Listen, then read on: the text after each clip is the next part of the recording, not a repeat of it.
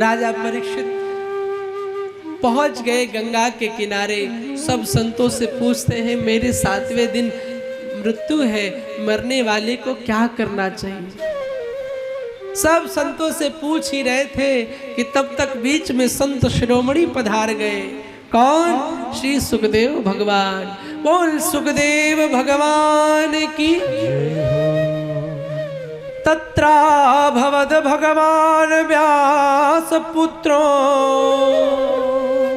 यद्रक्षयागामटमानो अनपेक्षः अलक्षलिंगो निजलाभतुष्टो व्रतस्य बालैरवधूतवेषः। तत्रा भवद भगवान व्यास पुत्रो। वैसे तो सुखदेव जी का नाम श्री सुखदेव जी के नाम से लिया गया। आज भगवान शब्द से व्यास जी महाराज उद्बोधित कर रहे हैं। क्यों? क्योंकि व्यास जब व्यास गादी पर बैठता है तो वो साधारण नहीं होता। उसके अंदर से जो जो शब्द निकलते हैं फिर वो भगवान ही उसके अंदर से निकालते हैं। भगवान बनकर के राजा परीक्षित के आगे तो राजा परीक्षित ने प्रश्न कर दिया, ठाकुर जी ये बताओ प्रभु जी, जिसकी मृत्यु 7वें दिन हो उसको क्या करना चाहिए। सुखदेव भगवान कहते तुम 7 दिन की बात करते हो। 2 घड़ी भी अगर कोई सच्चाई के साथ में भजन कर ले, 2 घड़ी, तो उसकी मुक्ति हो जाएगी। और सच बताऊं, मन से अगर 10 मिनट, घंटा 10 भले माला मत करो, 4 घंटा माला भले मत करो, 3 घंटा माला भले मत करो, 1 माला करो, लेकिन 1 माला में सिर्फ गोविंद होना चाहिए। कल्याण न हो जाए तो कहना। हम 1 माला भी करते हैं, उसमें भी छल, नाम गोविंद गोविंद गोविंद। दिमाग में बहू याद आ रही, फ्रिज में रखी दही याद आ रही, मटर आलू याद आ रहे हैं, टिक्की याद आ रही, पीली वाली साड़ी याद आ रही। कहाँ ईमानदारी है तुम में? दुनिया के आगे भले झूठ परपंच कर लेना, उसके आगे तो ईमानदार बन के जाओ।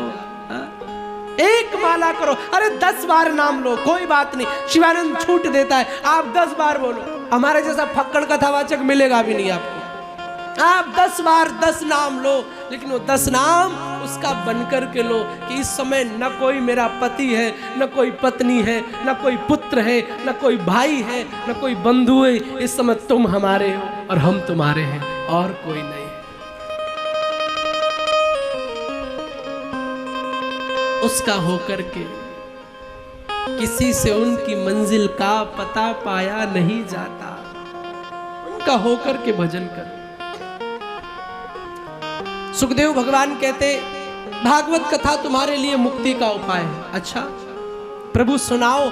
बोले इससे पहले एक सुंदर एक और भक्त हुए जिनको सुनाई। बोले कौन? बोले श्री विदुर जी महाराज का प्रसंग आपको सुनाता हूँ। परीक्षित जी को भी चाव बढ़ गया, कौन थे विदुर जी? सुना है भगवान के बहुत बड़े भक्त थे। बोले हाँ सुनो ना। महाभारत का जिस समय युद्ध चल रहा था, तो युद्ध होने वाला था, तो धृतराष्ट्र को विदुर जी समझाने आए। दासी के पुत्र विदुर थे, धर्म के अवतार थे।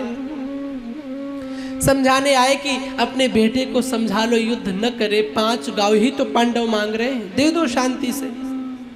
अब दुर्योधन को लगा ये तो मेरे खिलाफ भड़का रहे हैं। अब दुर्योधन आया और विदुर को डांटने लगा, और धृतराष्ट्र आंखों से देख रहा है। मैंने कल बताया था, वही बेटे दुर्योधन बनते हैं जो माँ बाप के सामने अपने से बड़ों का अपमान करे, और जिनके माँ बाप फिर भी चुपचाप खड़े रहे। चिंता मत करना, आने वाले समय में वही बेटे दुर्योधन और रावण बन जाएंगे, और कोई नहीं बनेगा। 4 प्रकार के पुत्र होते हैं। कौन कौन? एक होता है ऋणानुबंध पुत्र। शास्त्र कहता है, आपके घर में देखो कौन सा वाला है, नोट करो। ऋणानुबंध पुत्र में क्या होता है कि जिसका आपने पिछले जन्म में कर्जा लिया हो, और आप बहुत बड़े बेईमान रहे हो, हाँ बेईमान, और कर्जा न दिया हो, तो वही व्यक्ति आपके जीवन में पुत्र बन के आएगा। अब वो क्या करेगा कि आप कमाओ वो उड़ाए, आप कमा के मर जाओ, आप हाय तिजोरी, हाय पैसा, वो हाय विस्की, हाय बाइक। समझ जाओ पिछले जन्म का कोई कर्जदार आ गया। दूसरा उदासीन पुत्र, ये कैसा जो सिर्फ बोझ हो, न खाए न कमाए दिन भर पड़ा रहे, ये उदासीन पुत्र है। तीसरा शत्रु पुत्र, जिसका अनजाने में आपने पिछले जन्म में दुख पहुंचाया हो, वो पुत्र बन के आएगा और हमेशा तुम्हें दुख पहुंचाता रहेगा। चौथा है सेवक पुत्र, जो प्रसन्नता पूर्वक माँ बाप की आज्ञा माने, वो है सेवक पुत्र। आज्ञा का मतलब ये नहीं कि पड़ोसी देखेंगे तो क्या कहेंगे। कुछ लोग तो, कुछ बेटे इसलिए माँ बाप की सेवा करते हैं कि बगल वाली अरोड़ा चाची देख लेंगी तो क्या कहेंगे। हैं ऐसे कुछ पुत्र? नहीं भैया, इसलिए सेवा मत करो कि समाज क्या कहेगा इसलिए करूं, या रिश्तेदार क्या कहेगा। माँ बाप की प्रसन्नता पूर्वक जो आज्ञा का पालन करे, वही सच्चा पुत्र होता है। राम जी को जब वनवास मिल गया तो कौशल्या के पास आए हंसते हुए, माँ एक बात बताओ। बोले क्या? बोले ये बताओ, मैं बड़ा हूं कि भरत बड़ा है? माँ ने कहा भरत बड़ा है, तुम छोटे हो। अच्छा ये बताओ, अयोध्या बड़ी है कि जंगल बड़ा है? कहा जंगल बड़ा है, अयोध्या छोटी है। हंसते हुए राम ने कहा, पिता ने बिल्कुल सही निर्णय किया, छोटे से भरत को छोटी अयोध्या दे दी और मुझ बड़े बेटे राम को बड़ा जंगल का राजा बना दिया। हाय हाय, वनवासी होने के बाद भी जो प्रसन्नता पूर्वक माँ बाप की आज्ञा माने, वही पुत्र तो पुत्र है, नहीं तो फिर खाली दिखावा करने के लिए। कई लोग मैंने देखे, माँ मदर्स डे आएगा तो ऐसी ऐसी फोटो लगाएंगे, तो कितनी अच्छी है, तो कितनी भोली है, तो कितनी सुंदर है, तो कितनी नीली है, तो कितनी पीली है, सब डाल लेंगे। और वही माँ अगर एक लोटा जल मांग दे तो फेसबुक पे चैटिंग पे लगा है तो कहेगा मम्मी ले लो ना, अभी तो मैं बिजी हूँ, थोड़ा बात कर रहा हूँ।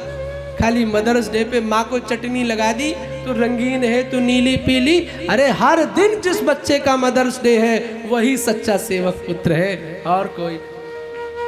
हम भारतीय हैं, हमारे यहाँ पिता माता का स्पेशल डे नहीं आता, ये विदेशों की संस्कृति है। हमारा तो हर दिन मातृ दिवस है, हर दिन पितृ दिवस है। क्यों? उनके बिना हम किसी दिन पूरे नहीं हैं, हम हर दिन अधूरे हैं, हर दिन अधूरे हैं। सच्चा पुत्र तो वही है। एक बार राम जी जब वनवास से लौटे तो उनकी सासू मैया सुनैना ने उनको भोजन पे बुलाया। और सच बताओ, दुनिया में सबसे ज्यादा सम्मान कहाँ मिलता है पता है आपको?